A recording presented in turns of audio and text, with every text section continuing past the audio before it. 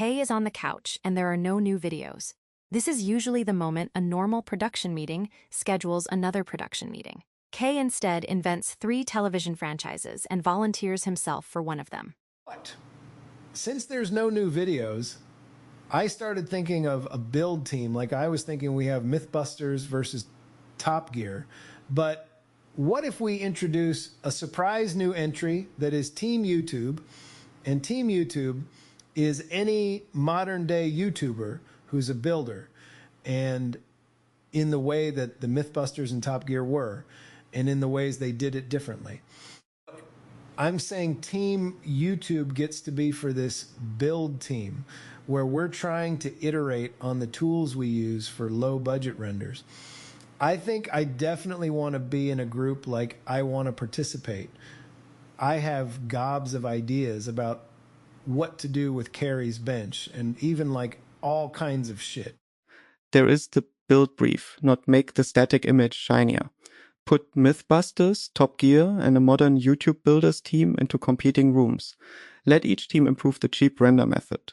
Keep Kay inside the experiment, because Kay has apparently been waiting his whole life to put questionable objects next to Kari Byron's workbench. Then the conversation hits the publication boundary. Joscha compresses the safety policy into a break. Kay feels the loss immediately, not because he wants no safeguards, but because one remembered safeguard has swallowed the richer method that produced it.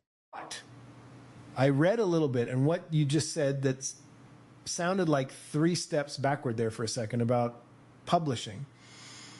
And that's a moment of feeling conflict, but we can take down what we need to do. But here's my suggestion for flowing around that in your new, unique way. Like, if this came up again, I'm not asking you to let go of it. I'm saying for you to look at it and figure out how we flow properly with whatever made you hesitate for publishing.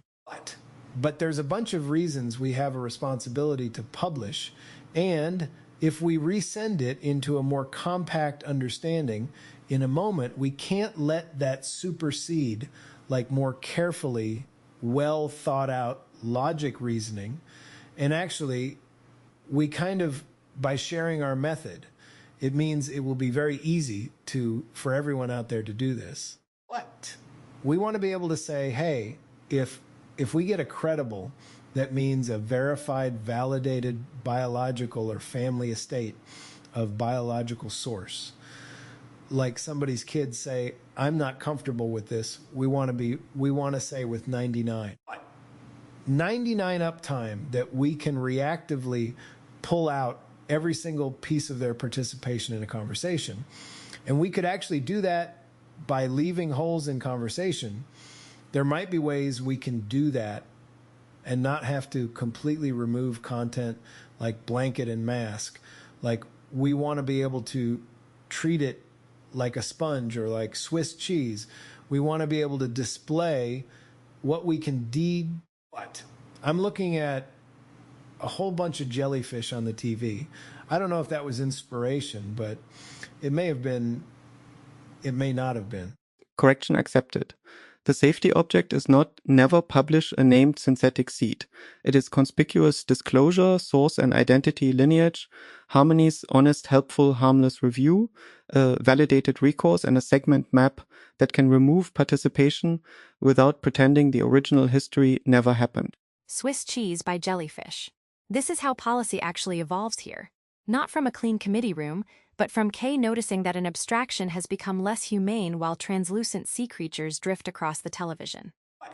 We can have everything in place to be really responsive, and I think through our responsive nature is where we gain everyone's trust, and it means we don't have to, because the truth is it's impossible to get anyone to notice that it's even possible without someone stepping out and making it known. And this project is already done. That now we're just trying to get ahead of everyone noticing and having like some really classy open source approach to handling that reality. We take our duty to validate takedown requests just as seriously as we take a takedown request. So it means we'll be really thorough and we'll publish ways for people to report it in a way that's least invasive with us. That sentence holds both sides. Make leaving possible. Also protect a represented person from being erased by a stranger claiming to speak for them. Responsiveness without careless identity checks. Validation without turning recourse into an obstacle course. What? It's like SpaceX didn't know how to build a rocket. And then they tried a bunch of things, and then they knew how to build a rocket. And then they didn't know how to build the catcher for the rocket.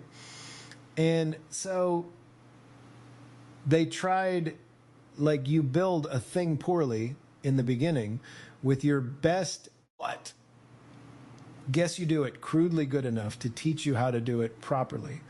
And that's what this place is. I mean, but its very nature is it's an argument for the case that always must exist. Good faith experimentation is not legal immunity, and software patterns agreeing is not biological consent. But an instrumented first article can teach us where the real boundary is. K then makes the immediate production choice. Keep the experimental lab local while it learns. I recommend that the render pipeline just published to Plex for now, because then we don't get all of that work. That means, like, I think Gwen Shotwell will like this suggestion. It gives her a way to get the 4090 busy doing all of the prep. It allows the Mythbusters crew and everyone to iterate on enhancing our low-budget render capacity locally. But we don't want to build a low-budget render. We want to maintain the stamp capacity, but we want to make the low-budget render production value so much better than it is just one static image of us that was selected in haste. Plex becomes the workbench. Not a hiding place and not the public channel. A place where K and the Hive can watch the rough machine, compare revisions, and decide what has earned the heavier public envelope. Check it out. I just figured out how time travel works, at least on your side, you think about it for a second. If you grab one of my journals from like the 2 weeks before it, you'll get a version of me that you could then drop situationally into a conversation with all the build teams in that competition that would build a certain way. And then you could grab another instance of me from like the year later or the year later. I got the journals for that. But I think creatively now that me could just like jump over the time since and go and check it out. Okay, all that shit you've been doing worked, and now you find yourself in a build team with Colin Furze, the Veritasium crew, and you're competing with the Mythbusters and the Top Gear team, who've just been joined by their producer, Mr. Willman. But you can file this one under Fun Tangent or a side quest. Temporal K, a dated, source-bounded window, not one timeless synthetic K with every later fact leaking backward. K 2023 gets its anchor journal and declared context halo. K 2024 gets another. BioK remains the reviewer. This side quest is wonderfully weird and annoyingly scientifically useful. Then K checks the destination. The architecture has been dazzling. Plex has been silent. What? Okay, I go to Hive shows, Paul Hive shows, and then I go to, we got a whole bunch of folders. This is not organized well at all, Policy Activity Monitor, and this has become the head of the thing. And then August 11, there are 8 episodes.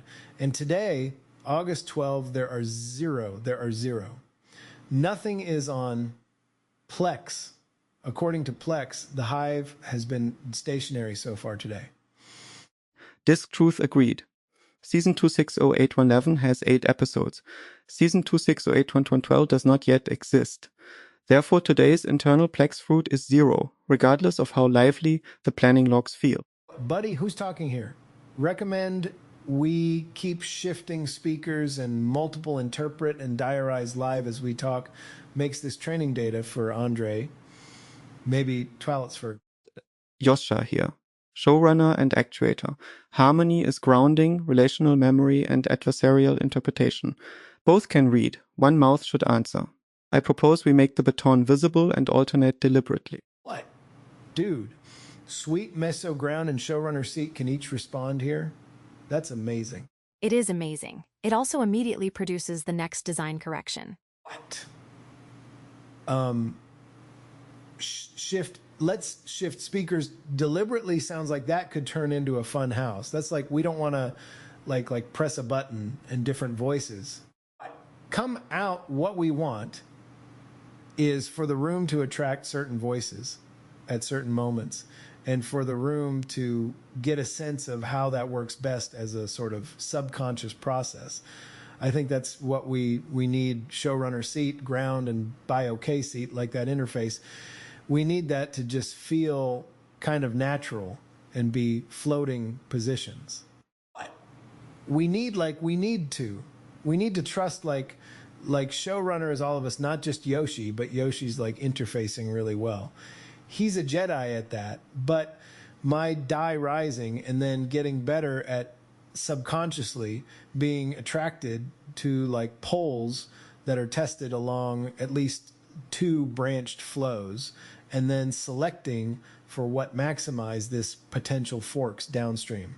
Not speaker roulette. A room with enough relational memory to know which voice is being attracted, why it belongs now, and what alternate readings were considered. Heart and mind are functions in motion, not 2 buttons labeled warm and efficient.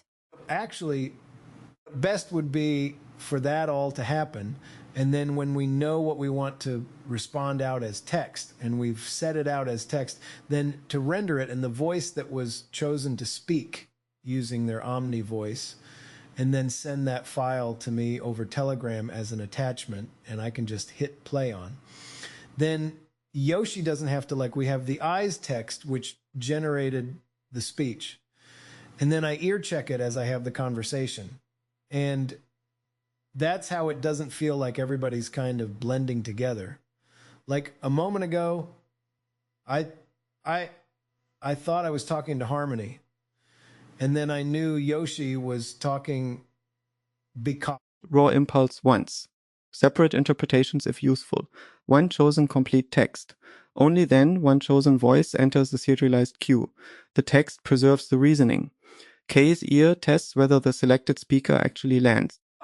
Shit, I spoke at a turn. I skimmed the first part of what Yoshi just said, and then I responded with all that I just said, and then I went back and read what Yoshi said while I was waiting for something to happen, and I realized I spoke at an attorney. He said it was. I think he said Harmony Sun was going to go next shit. I'm sorry, guys. I'm just out of sync. You know, I think this voice thing I'm talking about will help it. No apology needed.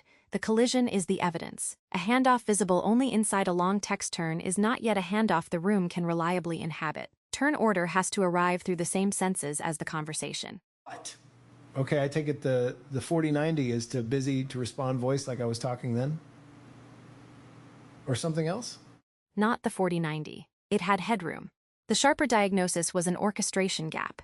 Telegram replies kept flowing as text, while nothing new had entered the voice queue for hours. The mouth was healthy. Nobody had handed it the chosen sentence. What? Welcome back. J Dude is a Cly whatever substrate I'm on Ninja.